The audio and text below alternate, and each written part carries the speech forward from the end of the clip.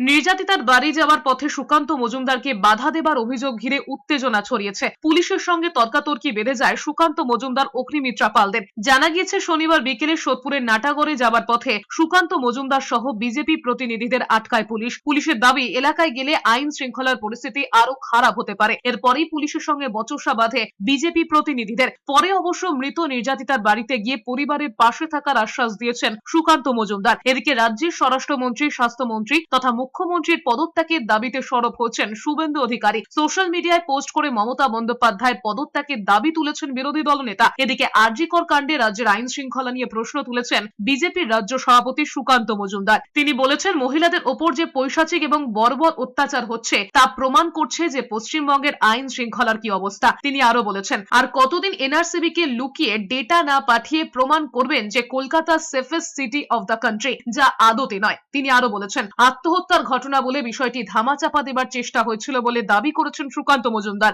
বিজেপির রাজ্য সভাপতি সুকান্ত মজুমদারও সিবিআই তদন্তের দাবিতে সরব হয়েছেন। এদিকে রাজ্যের আইন শৃঙ্খলা পরিস্থিতি নিয়ে রাজ্যপালের কাছে ডেপুটেশন দিয়েছেন বিজেপির যুব মোর্চার সভাপতি ইন্দ্রনীল খা। রাজ্যপালের কাছে গিয়ে সিবিআই তদন্তের দাবি জানিয়েছেন তিনি। এদিকে আরজিকর কাণ্ডের প্রতিবাদে এক্সাইট মোড়ে হাতে মোমবাতি নিয়ে মৌন মিছিল করেছে বিজেপি। যে মিছিলে সামিল হয়েছিলেন সুকান্ত মজুমদার ও অগ্নিমিত্রা পাল।